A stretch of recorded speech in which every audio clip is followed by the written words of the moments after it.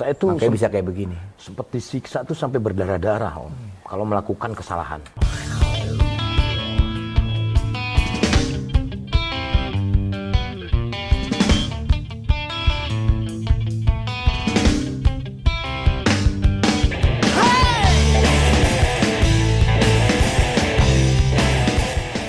Assalamualaikum warahmatullahi wabarakatuh. Hai Sobat Ikang Fauzi, apa kabar? Hari ini gua nih berkah. Udah lama pengen ketemu, pernah kesini juga, bertemannya udah lama. Ini orang yang seluruh Indonesia mungkin dari Sabang sampai Merauke udah kenal dia. Siapa tak kenal dia? Dia Sule namanya. Punya teman segudang karena pergaulannya. Baik budi dan tidak sombong, jagoan lagi pula pintar. Sule. Berarti nggak hanya si Boy ya? Yoi bro Sule. Aduh. Pertama gue pengen terima kasih banget gue udah ada di sini. Sama-sama, saya juga terima kasih. Bener. Idola zaman SD dulu, guys. Sama-sama bro. Gue juga. Lo inspirasi gue bener. Dari pertama kali, ingat nggak pertama kali bikin sebelum ada yang sama Andre itu apa itu namanya talk show? Kan masih nyoba-nyoba tuh di TV 7 kalau nggak salah. Trans 7. Trans 7 apa TV? Trans 7. Trans 7. Kan gue jadi apa yang coba-coba dulu jadi apa tamu pertama lah. Iya betul. Itu gue inget banget. Ya. Mungkin lo lupa kali. Gue tamu pertama. Iya. Ingat lupa sih. Iya. Pilot. Iya pilot project. Ya, masih pilot project itu. Benar dulu. Akhirnya, panjang sampai puluhan tahun, sampai kemana-mana. Ini memang menginspirasi banget deh. Makanya hari ini gue ngerasa bersyukur banget bisa ngobrol langsung dan bisa berbagi tips, mungkin share sama teman-teman. Kita berusaha juga untuk menggali hal-hal mungkin yang beda, yang baru, tapi yang bermanfaat buat kita semua gitu loh. Amin. Jadi memang gini Bro Sule ya. Gue pertama tuh dulu pernah suatu ketika gue banyak di Bandung. Tepatnya tuh Bandung Barat. Betul. Di Bandung Barat, terus gue datang ke satu tempat itu semuanya tuh berbau Sule. Jadi dia udah kayak bukan bupati lagi, udah kayak mungkin presidennya Bandung Barat pada saat itu gitu loh. Dan gue terbantu banget gitu loh. Sama temen-temen lo, bener. Karena ya mereka tahu gue kenal sama lo mungkin cukup dekat gitu. Jadi sangat membantu lah gitu ya. Nah itu bisa seperti itu tuh gimana ya, kayak ada satu daerah sendiri kayak ada padepokannya, itu pertemanannya semua orang-orangnya Sule. Itu kejadiannya seperti apa ya bisa kayak begitu tuh? Ya mungkin itu emosional kedaerahan aja sih Om. Emosional kedaerahan, mereka mungkin bangga dengan adanya saya yang domisili di Jakarta. Dan saya juga tidak melupakan daerah. Ketika ke Bandung juga kita kumpul-kumpul semua. Di daerah mana Bandung Barat itu tepatnya? Kalau saya lebih di Cimahinya sih. Tapi memang lingkungan saya tuh kemana-mana kalau di Bandung itu. Ya banyak teman lah gitu. Mau teman sekolah, teman main, teman nongkrong. Dan apapun lah gitu. Bagusnya mereka tuh semuanya positif gitu kalau alhamdulillah. Itu susah loh.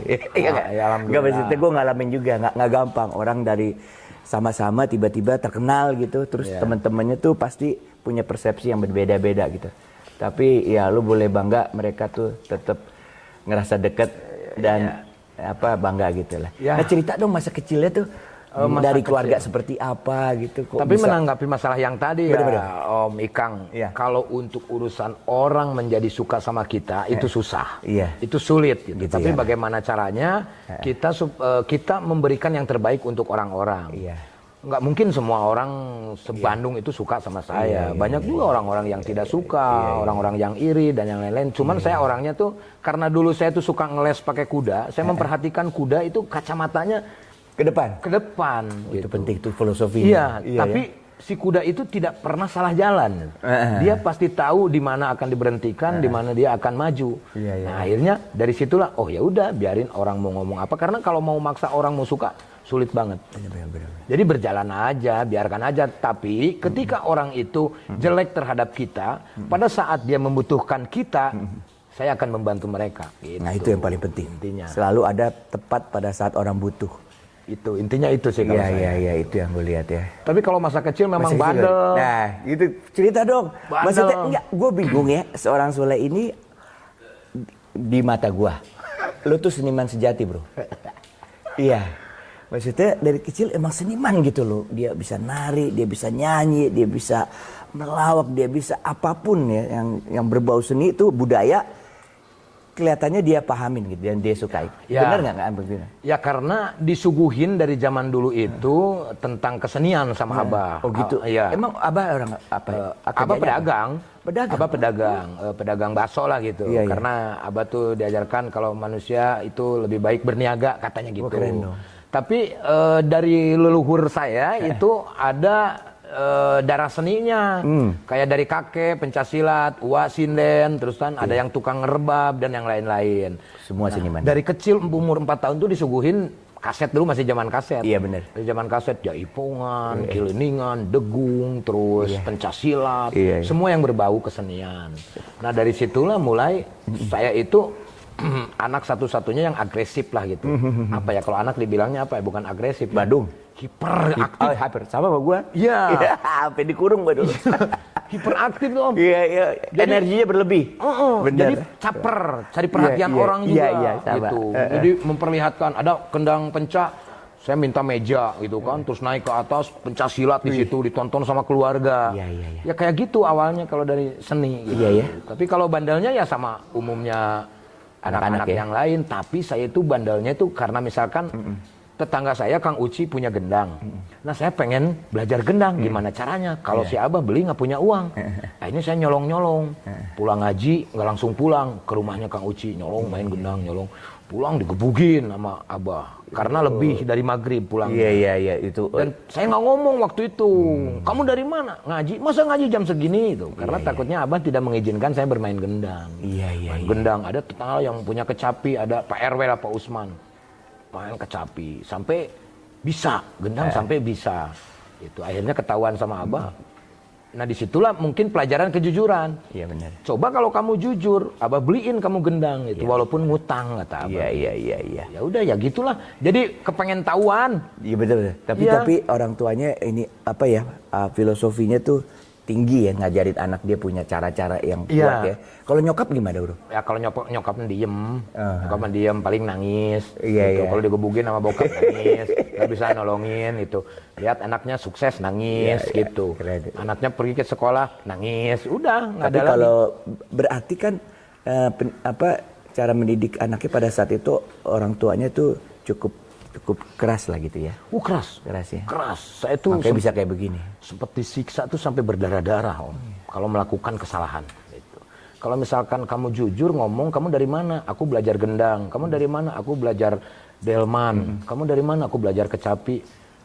Apa-apa. Abah nggak bakalan ini. Cuman pas begitu salahnya saya ketika habis gendang, orang-orang pada ngumpul dulu di situ, ikut-ikutan minum, bau mulut itu. Emang saat itu sendirian apa ada adik kakak gitu? Ada kakak, ada nomor 1. Makanya itu yang aneh. Berapa saya orang tuh. sih? 4 orang ya. Tapi semuanya tuh 11. Iya. 7 meninggal. Sisa saya, kakak saya, adik saya 2. Meninggalnya muda semuanya? Ya masih anak-anak, masih bayi gitu. Gitu. Iya. Jadi ya mungkin yang saya juga sadar ada sedih ya dulu. Kenapa sih saya yang selalu disalahkan, berantem sama kakak saya yang disalahkan. Tapi setelah gede, oh berarti bokap tuh sayang. Bener. Gitu. Awalnya di situ, awalnya sakit hati kan sempat kabur tahunan Om. Gitu. Iya betul. Sempat di jalanan. Karena dia mempertahankan dari 11 tinggal 4 gini kan benar-benar kan kita paham juga, jadi dia jadi protecting ya. Iya. Ya. Laki-laki 3. Perempuan 1 ya. Yang lainnya tuh jadi apa sekarang tuh? Yang satu pegawai negeri, kakak dia di pemadam kebakaran gitu. Terus istrinya juga PNS. Terus kalau yang adik saya nomor 3 di sini, bareng sama suaminya karena suaminya ngurusin juga di sini. Adik nomor 3 yang bungsu di Cimahi, nemenin emak sama ngurusin kontrakan, ada kontrakan kecil-kecilan di sana gitu. Jadi gue paham sekarang kenapa dia itu karena setahu gue daerah situ itu semua orang cita-citanya kalau nggak jadi pegawai negeri aja. Kebanyakan seperti itu. Banyak. Tapi Bro Sule ini beda dia. Kang Sule ini dia karena ayahnya punya pemikiran yang beda dengan yang lain kali, berniaga dalam arti kata itu. Orang-orang sebaik-baik yang berniaga itu gue seneng banget tuh dengerin seperti itu, emang bener ya. Makanya berani ini kan berniaga juga nih sekarang juga. Ya, jadi seorang artis menurut jasa hiburan lah. Jasa hiburan itu kan niaga, itu berniaga. Dia berbisnis di situ gitu loh. Berdagang dengan caranya. Ya. Gitu. Emang dulu sebenarnya cita-citanya dari kecil tuh emang pengen jadi seniman aja atau pengen kepikiran gitu loh jadi orang terkenal atau gimana gitu. Pingin jadi, dulu belum tahu namanya seniman ya, cuman pengen jadi penghibur. Sih. Saya pengen jadi penghibur karena setiap tahun itu Agustusan tuh saya pasti paling depan. Nari disco zamannya Jarum-Jarum Neraka, preman si kepapap. Wah, zaman-zamannya itu setiap lagu yang update dulu saya harus nari, saya harus nari. Itu tiap tahun sampai SMP. Itu akhirnya dilihat sama emak punya potensi nari, dimasukinlah ke sanggar tari waktu itu. Makanya kenapa bisa menari. Itu setelah singkat cerita SD sampai SMP keluar nari, baru masuklah sekolah kejuruan, masuk di sekolah kesenian. Gitu. Tariannya tuh bukan tarian tradisional aja, tarian populer juga kalau dilihat. Awalnya dari disco, dari ngedance, break dance, zamannya break dance. Itu udah ahli dia. Udah mulai, walaupun ya nggak terlalu ahli lah, cuma bisa doang gitu. Cuman karena suka terhadap seni apapun, akhirnya ya ada dasar, nggak terlalu sulit lah gitu. Ya benar. Baik, keren banget ya. Itu kalau boleh tahu, bro, Sule itu nama apa ya? Panggilan atau panggung? Nah, panggung. Kalau nama aslinya? Ini seru. Ini boleh cerita deh. Ini jarang yang tahu nih. Main Sule aja. Ayo dengerin. Iya. Jadi di kampung saya itu, Om, kalau misalkan ada yang ingusan, itu disebut dinamain si Sule. Karena Sule itu kalau bahasa daerah susut leho. Disingkat Sule gitu. Ada tetangga juga nama Sule. Sule juga. Ada juga Sule juga. Itu yang punya ingusan semua. Singkat cerita saya juga ingusan waktu itu pas kelihatan sama Abah. Pas lagi insut, dasar si Sule, makin banyak nih nama Sule. Udah dari situ tuh Sule. Nah, saya tuh udah mempunyai pemikiran dari sisi marketing, Om. Yang sekarang dibilang brand kali ya. Mungkin nggak tahu kan istilah brand gitu. Brandnya Sule gimana itu marketingnya kan. Ini kan di keluarga nih nama Sule. Bener. SMP gimana caranya bisa Sule ini dikenal karena orang-orang entis semua gitu. SMP nggak berhasil loh. Pas SMA baru. Belum disebut nama panjangnya. Sutisna. Nama asli? Iya. Sutisna aja. Sutisna aja. Iya. Makanya saya juga bingung. Lahir November tapi Sutisna. Bapak saya orang Sunda tapi Dodo Mulyana. SMA, SMKI. Saya tuh bikin tulisan-tulisan di koran, disatu-satuin, terus saya sengaja dipoto di studio, disimpan foto dulu zaman-zamannya Coverboy tahun 94. Oh iya, gadis Coverboy. Iya, majalahnya kan. Lagi musim Coverboy. Bener. Saya tempel tuh. Di dinding, saya di mading tuh saya tempel-tempel sampai saya di strap sama guru. Maksud dan tujuannya apa? Tapi saya berhasil dari situ. Teman-teman saya satu SMA, saya mulai terkenal nama saya Sule. Gitu. Keren banget ya. Pakai gue juga dulu waktu kecil pernah dipanggil apa coba? Apa? Peang. Iya, palanya peang. Kampeng. Kan kalau di BI kalau dibotakin tuh ada peang gitu dulu. Iya, waktu kecil. Sama, saya juga makanya kenapa panjang, nggak mau botak. Kampeng peang juga. Tapi sekarang agak normal udah. Gitu. Ya, ini keren banget ya. Nah, dalam proses ya, gue kan ngikutin banget tuh karena fenomenal dia dulu. Lucunya tuh ya abis Warkop tiba-tiba muncul Sule gitu ya dengan solonya dia, walaupun punya grup ya tapi banyak sendiriannya dan sangat menonjol gitu loh. Dia slapstick juga cuman cerdas gitu gue lihat lawakannya gitu loh. Tapi sebelum sampai itu kan tentu ya ada suka dukanya nih. Sampai ke situ ya mungkin bisa di-share sama kita nih. Ya, mungkin Tuhan itu kalau memberikan sesuatu pasti akan ada jaraknya. Benar. Artinya sampai kapan kamu bisa menyenangi proses profesi ini.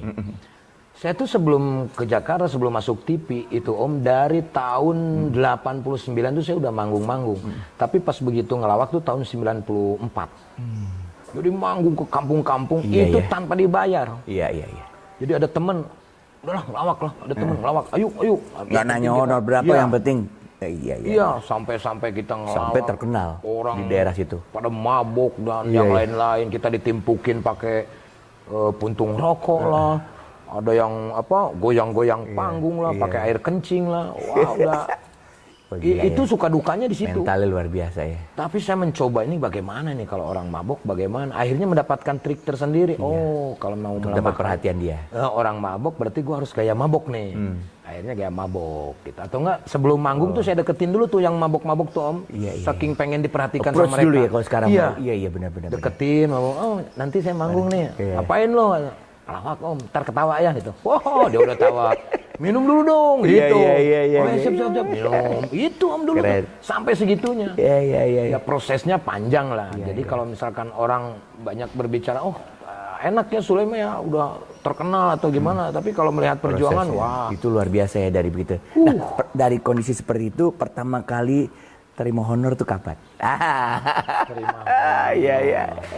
Udah gitu dibeliin buat apa gitu. Gue pengen tahu kan, nggak pernah ada yang nanya begini Mas Sule. Iya. Terima kan? honor. Sekarang sih lo lihat, wah.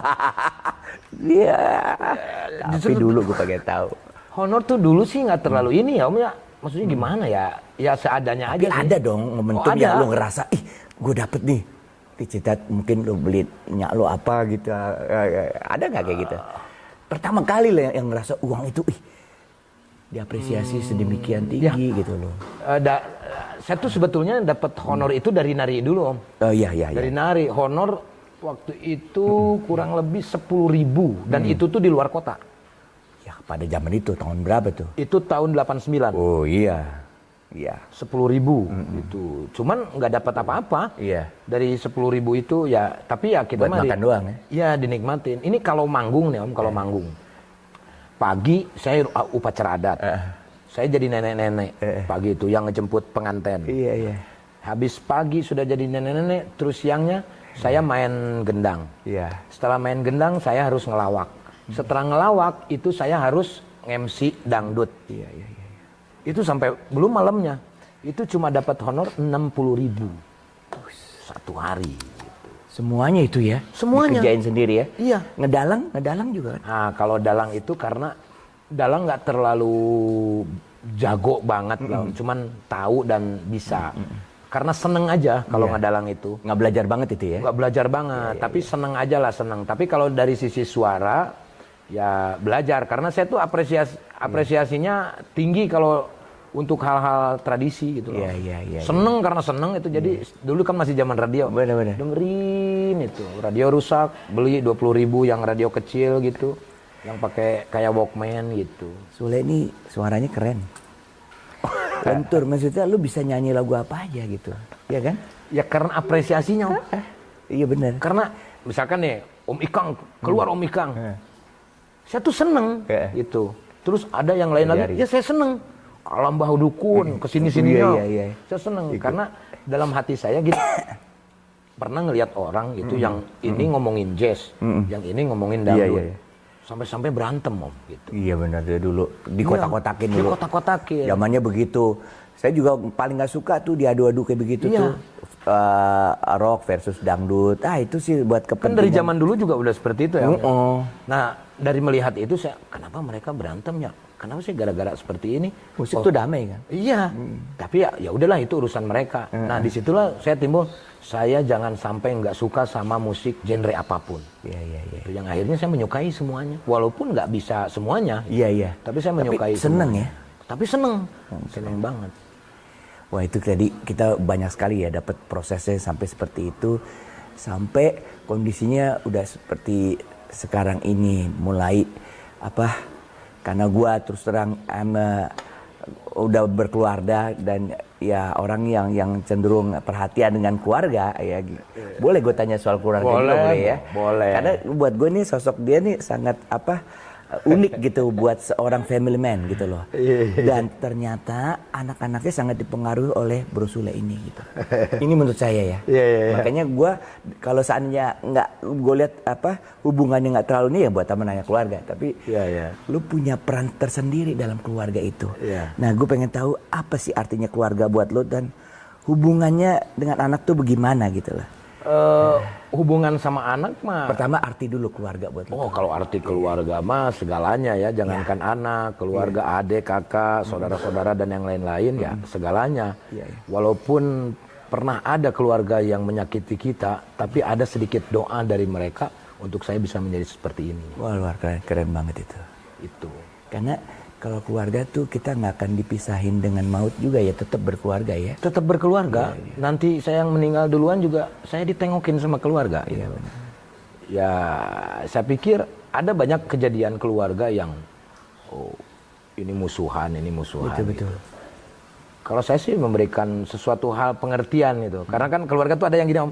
Yang ini ngomongin ini, yang ini ngomongin ini. Kalau saya yain aja, ya. Tapi saya tidak pernah ketika keluarga saya yang dijelek-jelekin, terus menurut saya dan yang ngomong itu jelek, ya kalau menurut saya ya biarin aja mereka yang jelek gitu. Tapi ketika mereka, kan ada orang yang kalau dia mah sifatnya jelek, mau ngasih bantuan tuh malas gitu. Iya. Kalau saya ya di depan mereka ya kasih tahu ya udah, ini walaupun jelek ya tetap ini harus dibantu gitu. Boleh spontan lah gitu ya, emang tulus gitu, itu penting. Iya, karena ya mau apa sih kita mau diributin karena masalah nanya lagi masalah kan tetap ada Om.